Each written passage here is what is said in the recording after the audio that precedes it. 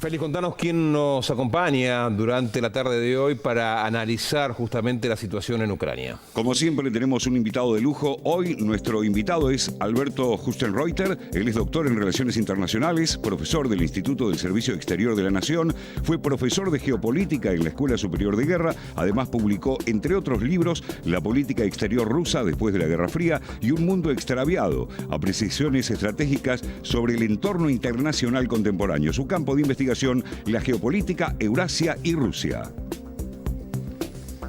Doctor, ¿cómo le va? Buenas tardes. ¿Qué tal, Alejandro? Muchas gracias por acompañarnos durante la tarde de hoy. Por favor. Bueno, ¿cuál es su primera mirada? Hemos visto recién un amplio informe para que nuestra audiencia tenga una mirada de situación acerca de lo que está pasando en Ucrania en este momento. Pero ¿cuál es su mirada personal? Bueno, mi mirada personal está relacionada con un cambio en la guerra. Y este cambio obedece a que hay un escenario que muy difícilmente se dé. De hecho, en los tanques de ideas en el exterior plantean básicamente dos escenarios de guerra. Un escenario relativo con una guerra básicamente defensiva a partir del fracaso, entre comillas, de la ofensiva de Ucrania en septiembre pasado. Una actitud defensiva tanto de Ucrania como de Rusia, una guerra de defensa. El segundo escenario se plantea una guerra de desgaste que puede durar más de un año, que tal vez sea una guerra preferida por Putin, esperando las elecciones en Estados Unidos, para lograr eventualmente un mejor acuerdo, si es que se llega a un acuerdo. Ahora, en estos escenarios no se contempla de ninguna manera que Ucrania vaya a expulsar a las fuerzas rusas del este y el sur de Ucrania e incluso de la península de Crimea. Yo diría que la situación viró hacia una ventaja relativa de Rusia, porque Rusia mejoró su capacidad de combate, o sea, logró más experiencia, tiene recursos. La capacidad de recursos humanos de Rusia frente a Ucrania, considerando el muy buen informe que vimos recién, es de 5 hombres a 1 frente a Ucrania. Y en Ucrania la situación pasa no tanto por lo que se decida en Kiev, sino por lo que se decida en Washington, ¿no? Hay que recordar que esta es una guerra que en el segmento táctico enfrentan a soldados eslavos, ucranianos y rusos. Pero en el segmento estratégico el enfrentamiento es entre Rusia y Occidente. Cuando digo Occidente digo Estados Unidos. En tanto se retasee la ayuda financiera, particularmente de Estados Unidos, las posibilidades de Ucrania hacia una posición de guerra defensiva se acrecientan más y se aleja más la posibilidad de pensar en una victoria. El mensaje para terminar en Occidente es que posiblemente haya que hablar de paz y no de derrota en Ucrania. Alberto, primero gracias por haber venido. Primero iba por otro lado, pero me quedo con algo de lo que dijo. Es decir, que no se espera la expulsión de los soldados en lo que sería el Donbass, digamos, que en definitiva es la región por la cual Putin, entre otros argumentos, digamos, inicia esta guerra. Es así, digamos, esa situación quedaría, o ya está claro que sería a favor de Rusia. Y en todo ese contexto y en esos escenarios, ¿qué rol juega un poco lo que veíamos en el informe con este cambio en la cúpula militar que llevó adelante Zelensky esta semana? Sí, Leticia, es muy difícil pensar que las fuerzas de Ucrania puedan expulsar a las fuerzas de Rusia de lo que eran las 4 provincias de Ucrania, que hoy se denominan nuevas regiones por parte de las autoridades de Rusia, que están incorporadas unilateralmente por Rusia al territorio de la Federación Rusa. Es muy difícil porque eso es lo que se intentó con la ofensiva de septiembre pasado, de mediados del año pasado, y se fracasó. No es que Ucrania fue derrotada, fracasó en lo que intentaba entonces, que era penetrar. Pero para esto hace falta no solamente más recursos por parte de Ucrania, sino el financiamiento militar y financiero de Occidente, pero sobre todo en nuevos armamentos aéreos. Acá el informe pone el acento muy bien, mucho en los drones, pero si por ejemplo Ucrania quisiera lograr algún tipo de cambio en relación con la guerra, tendría que superar la producción de construcción de proyectiles, por ejemplo. Los que se usan en la guerra son de 150 milímetros. Superar a Rusia, que en un año produce 2 millones de proyectiles, muy superior incluso a Occidente, de manera que es muy difícil pensar esto.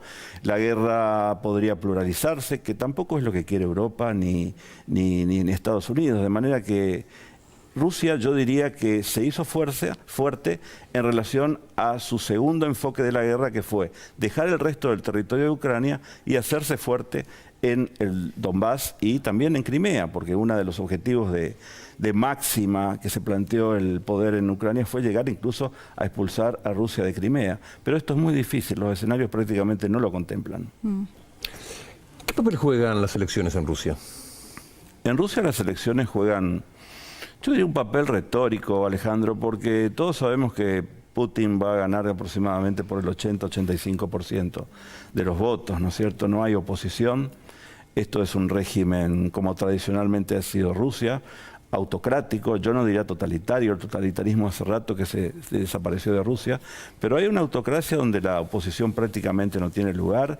Las leyes que se aprobaron en los últimos años y particularmente en tiempos de guerra han acotado mucho la capacidad de la oposición, puesto que en Rusia nadie puede hablar de guerra o estar en contra de la guerra. Se habla poco de la guerra. Yo estuve en Rusia hace poco tiempo. La sociedad no habla de la guerra, pero sigue los acontecimientos, ¿no? De manera que emitir alguna opinión relativa a ser crítica con la guerra implica prácticamente quedar fuera, no solamente quedar fuera si alguien es líder, quedar fuera de una contienda electoral, sino que puede costarle incluso la libertad. De manera que la guerra, desde mi enfoque, fungió como funcional para que el régimen profundizara su característica principal, que es la verticalidad política, claro, ¿no es cierto? Claro. Alberto, algo mencionaba antes acerca del financiamiento, Sí. y lo que se ha visto es un poco, si se quiere, un poco de pérdida de apoyo, o al menos no lo que fue en los primeros meses de la guerra, ¿no? Bastante claro por cierto desgaste. Pero la Unión Europea finalmente aprobó el envío de un financiamiento, si no recuerdo mal, 50.000 millones de dólares. Sí. Falta Estados Unidos. ¿En qué puede llegar a cambiar en toda esta situación de la necesidad que también tiene financiera Zelensky en ese contexto? ¿Y qué pasa? Bueno, aprovechamos ya que estuvo en Rusia hace poco, en ese sentido también, ¿no? En el financiero, porque usted bien lo mencionaba antes, es una guerra entre Rusia y la OTAN o Occidente, como lo mencionaba, y mucho se habla de la falta de financiamiento de Zelensky con todo este apoyo, pero me parece que menos se habla de la situación de Rusia. Se habla poco de la situación de Rusia, pero hay un dato, Leticia, que me gustaría exponerlo aquí porque es importante. Se habla mucho, en cambio, del frente militar. Hay que seguir los datos relativos con la economía de Ucrania, porque hay casi un desfondamiento de la situación económica en Ucrania. Esto es importante en relación con lo que se piensa en materia de escenarios de guerra. Por ejemplo, la demografía, un dato de poder blando importante. La población de Ucrania cayó de 40 millones a 32 millones. Es muchísimo. Este es un dato importante. Aumentó la población vieja en Ucrania, el PBI cayó, el nivel de exportaciones cayó, la situación inflacionaria es importante, de manera que hay un frente económico que realmente no ayuda demasiado. Posiblemente esta ayuda de la Unión Europea en relación con la primera parte de tu pregunta sirva un poco para apuntalar esto, pero cuidado que la situación socioeconómica de Ucrania es muy, pero muy precaria diría yo. En Rusia la situación es diferente, puesto que a pesar de que se han cerrado todas las compuertas, se bloquearon desde Occidente todas las compuertas en relación con la economía, la tecnología hacia Rusia. La economía de Rusia no solamente no se hundió, sino que en algunos sectores o activos estratégicos de Rusia, como son los minerales, petróleo, gas, etcétera, prácticamente suplió el mercado europeo por nuevos miembros. El concepto de la política exterior rusa del año 2023 está orientada completamente hacia Asia. Asia significa India, significa Indonesia, significa China, países de Medio Oriente, de África y en menor medida de América Latina. E incluso, yo diría que acá fracasó la estrategia occidental porque pensaba que la economía iba a caer más. Se creó un circuito de autonomía incluso en materia de tarjetas de crédito, de débito, dentro del propio sistema bancario de Rusia, ¿no es cierto? Incluso tiene un crecimiento Rusia de 2%, 3% del año pasado hasta hoy.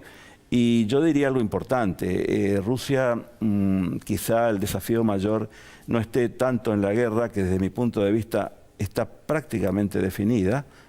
Cuando digo definida significa que Ucrania puede ganar en geografía yendo hacia las estructuras económicas y militares de Occidente, pero va a tener que ceder territorio. Ese es el costo que va a tener que pagar. Y hay mensajes en este sentido ya en el principal centro, que es Washington. Entonces yo diría que la situación económica de Rusia es más floreciente, diría yo. Y en medio de todo esto, Putin, que ha decidido levantar el perfil. Hay una entrevista que le ha realizado Carson Tucker, de la cual habla todo el mundo. Vamos a compartir algunos fragmentos y después va a ser interesante poder escucharla a Leticia y al doctor Alberto dándonos su opinión al respecto. A ver.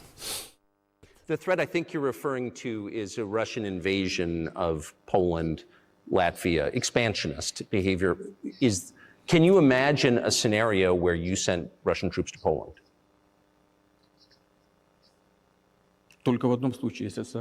Only in one case, if Poland attacks Russia. Why? Because we have no interest in Poland, Latvia, or anywhere else. Why would we do that? We simply don't have any interest. It's just threat-mongering. From the outside, it seems like this could devolve or evolve into something that brings the entire world into conflict and could initiate a nuclear launch. And so why don't you just call Biden and say, let's work this out?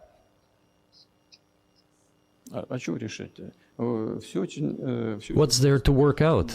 It's very simple. I repeat, we have contacts through various agencies. I will tell you what we are saying on this matter and what we are conveying to the US leadership. If you really want to stop fighting, you need to stop supplying weapons. It will be over within a few weeks. That's it. And then we can agree on some terms. Before you do that, stop. What's easier? Why would I call him? What should I talk to him about? Or beg him for what? Bueno, muy bien. No le ha pasado nada bien Tucker con Putin, ¿eh? No se lo veía tan incómodo tampoco, no, pero por ahí una cosa de la CIA que le dijo. Muy bien que digamos. Ale, tomo una parte de la entrevista para aprovechar y preguntarle a Alberto, porque ahí hablaba de, bueno, planteándole un poco, Biden tiene la posibilidad de dejar de enviar armas y esto se termina en 2 semanas. Y en otra parte de la entrevista le pregunta acerca de las elecciones que también hay este año en Estados Unidos en noviembre, y Putin de alguna manera plantea que no va a cambiar mucho el panorama. No es tan cierto, ¿no? Si vemos a un Trump que, bueno, que de hecho él repite, si estuviese yo gobernando, la guerra se terminaría en 24 horas. Y la relación de Putin con el candidato republicano claramente es otra. ¿Puede llegar a cambiar algo la elección de Estados Unidos en este contexto de guerra? Sí, me gustaría decir 2 cosas, Leticia. En primer lugar, que los demócratas puedan perder las elecciones implica que la relación entre Occidente, es decir, Estados Unidos y Rusia, pueda llegar a mejorar. Digo esto porque si uno revisa la historia, siempre que los demócratas estuvieron en el poder, hubo problemas con Rusia. Y siempre que los republicanos estuvieron en el poder, hubo algún tipo de línea de convergencia con Moscú. Por un lado eso. Por otro lado diría que un eventual triunfo de Trump como candidato republicano finalmente, lleva a que también pueda desviarse el foco de la atención. Aquí el patrón China juega un rol importante, porque para los republicanos y para la mentalidad particularmente de Trump, nuevamente presidente, el rival no es Rusia, sino que es China. De manera que los sectores que tradicionalmente asesoran en materia de política exterior a los republicanos han sostenido esto desde hace mucho, de manera que un Trump en el gobierno implica volver a centrar la relación con China, no con Moscú. Y en este sentido se profundizaría más la situación de aislamiento de Kiev. Doctor, gracias por ayudarnos a entender un tema que es realmente muy complejo. Daría como para quedarnos hablando, creo que hasta pasado mañana, y nos quedaríamos cortos de tiempo. Totalmente. De todas maneras. Muchas gracias. Gracias a ustedes.